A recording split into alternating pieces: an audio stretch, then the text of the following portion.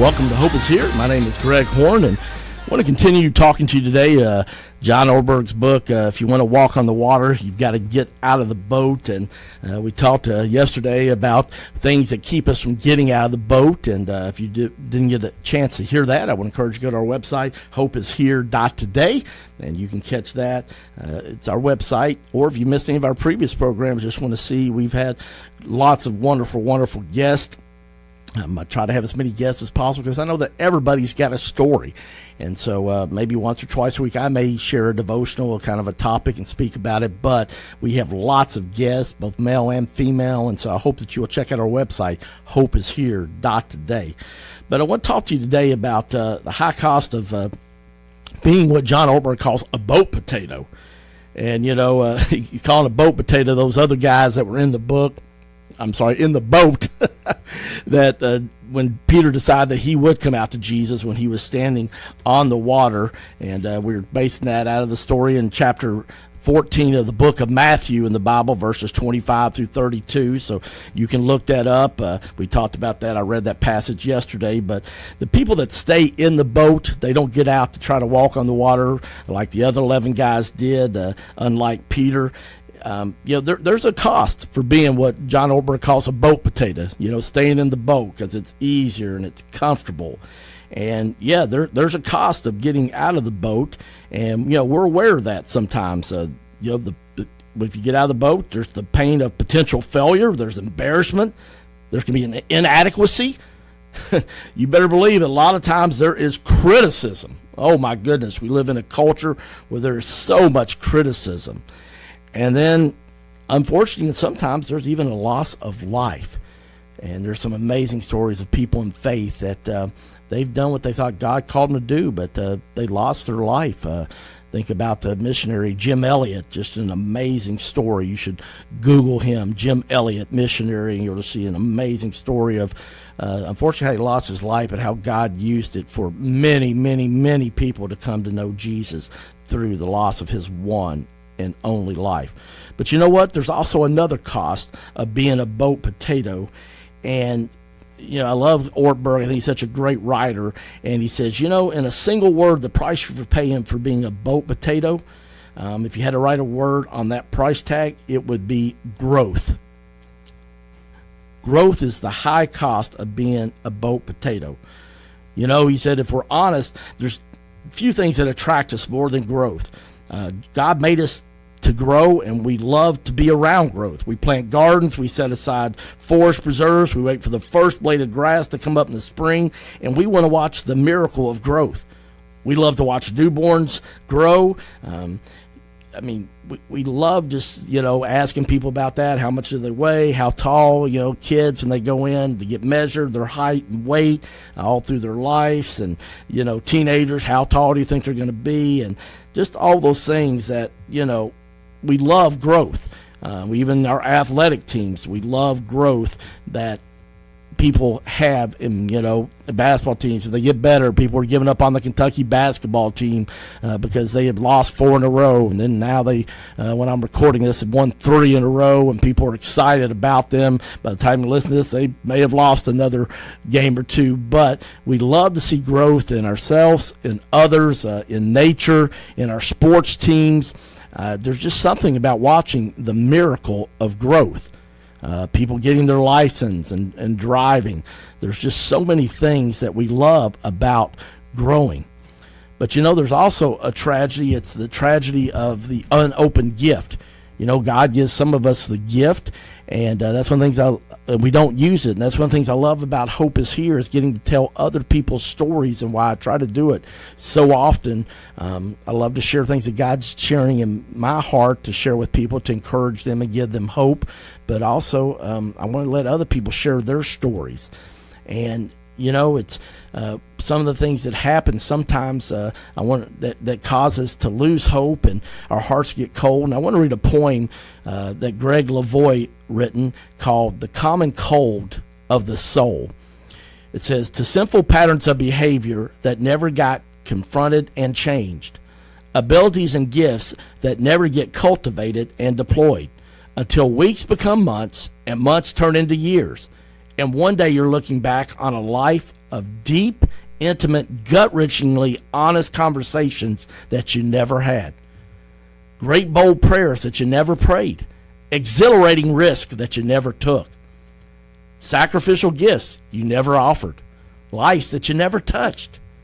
And you're sitting in a recliner with a shriveled soul and forgotten dreams, and you realize there was a world of desperate need.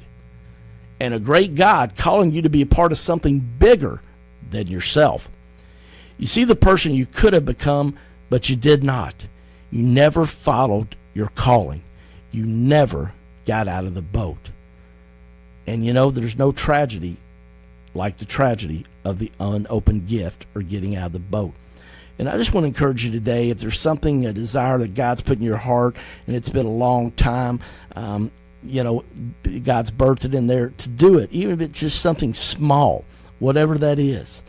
I wanted to do a radio program. I've always just had a desire. I've loved radio stuff, WJMM as I was a kid, and then my first jobs I had in my 20s, and I was the territory sales manager for Hershey Chocolate and drove all over the state of Kentucky and listening to 99.1 FM as far as I could on Charles Stanley and Chuck Swindoll, Joyce Meyer, David Jeremiah, and the list goes on of people that helped to feed me spiritually through radio. And now that I'm able to do it in my early 50s, but it just starts with a small step. And one of the things I did was start going to Toastmasters. It's where people that, literally couldn't get up in front of people and barely say their name without their knees knocking. It's just a way to help you improve your basic public speaking skills. It doesn't have to be where you preach sermons or give speeches for a living, but just all of us in whatever line of work we're in, and even for those that don't work but are stay-at-home parents, that, just to help you with your basic communication skills. And it was something I started doing almost 20 years ago, and helped prepare me to do things like this. But the chance of a lifetime is not something that we take lightly. And God doesn't take things lightly either.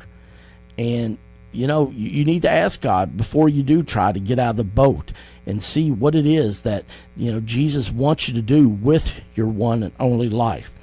But the thing about it is that one day we're all going to be remembered for something. And it may not be anything major, and that's the thing. Sometimes you realize that maybe I'm not going to win the Nobel Peace Prize, or I'm not going to be the most valuable player in the NFL or NBA and things like that. But there's so many things, and I think about people that God has put in my life that helped me get out of the boat. And first person obviously I think about are my parents. My mom and dad, just blessed to have two great parents. My father passed away 2 years this March 16th, and so but he let me know that I was loved and told me I was blessed. And I remember those things. Even to this day, Wayne B. Smith, the founding pastor of Southland Christian, just can remember so many things from hearing his sermons, even when I started attending there in college. And to be honest with you, I wasn't living a God-honoring life. But Romans 8:28, when my store flooded, he wrote me a handwritten letter and wrote Romans 8:28 at the bottom that said, all things work together for those who love the Lord and are called according to his purpose. And so it helped me to continue to try to press forward. And also, Wayne wrote in that letter, I hurt because you hurt. And so many times when I've not had the words to say to people, I think back to that letter in March of 1997 that Wayne wrote to me, and it had that in there. I hurt because you hurt.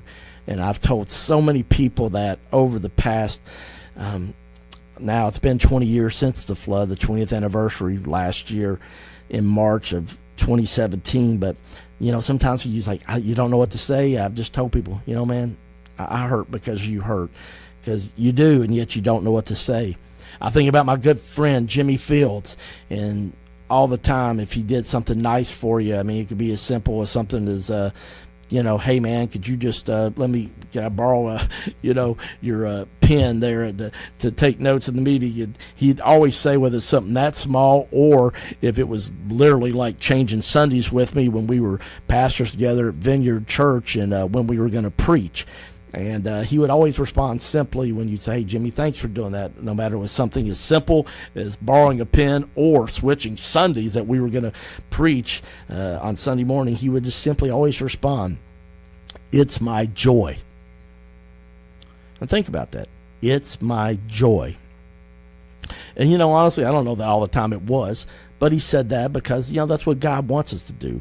I love what I heard a pastor say one time. You know what joy stands for? J-O-Y, the acronym, Jesus, others, yourself. If you want to have more joy in your life today, I want to encourage you to think about that acronym of joy, J-O-Y. Put Jesus first, others second, yourself third, and you will find that you have so much more joy. I think about Ralph Willard. That's where my faith became real. In my mid-20s, early 20s, I guess, 24 to 26, I was away from home for the first time for a long time. I lived on campus at UK, but obviously I was still in Lexington. But when I went to Bowling Green and coached down there, and, I had to make sure I went to church, and we didn't have cell phones were just getting started, so I really didn't talk to my parents that much because, one, I was working all the time, and two, the long-distance phone calls and things, and my faith became real. Going to church, wasn't allowed to go all the time because I had to work a lot of Sundays, especially during basketball Sunday. I worked almost every Sunday. But Coach Willard, my faith became real, and I started doing team prayers. And also, Coach Willard taught me about mental toughness. And, he stretched me beyond what I thought I could do when I was physically tired and mentally tired. And I'll be forever grateful for what Coach Willard taught me. And he didn't teach me anything spiritually, but you know what? He taught me a lot of principles that are in the Bible. He enhanced those to a level that I didn't think I could get to. I was fortunate. My mom and dad both had great work ethics, and they taught me that. But he even stretched me to a further level of pushing through fatigue and just doing things. I remember I had the scout against Eastern Kentucky University one time, and I had 101 fever, and I was sweating, and I called home and expected sympathy from my mom. It was the night for the game, and yet, I had to be there because I'd done the whole scouting report, and Eastern Kentucky and Western Kentucky were big rivals. And so I called home expecting a little sympathy from my mom, and she did say, I'm sorry you feel bad, but I kind of kept wallowing in it. Then my mom finally just said, well, Greg, you can come home if you want to. Oh, man, I was hot when that happened. I was like, wow, so much for that sympathy. But you know what? She was right. I need to cowboy up. I mean, I knew that was part of the job. If you had the scout team, unless you were on your deathbed or had a death in your family, you had to do it.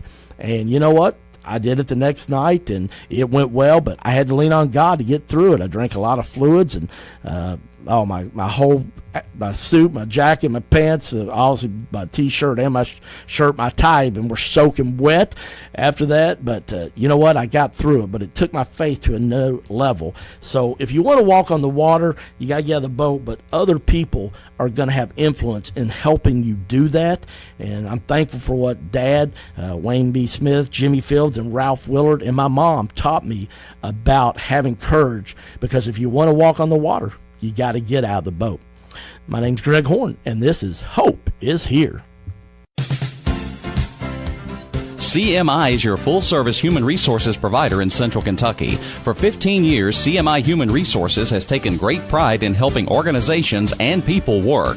Whether it's employee handbooks or help in filling a position, no job is too large or too small for CMI. Contact the professionals today at CMI Human Resources, 859-296-2800, or online at cmiconsulting.com.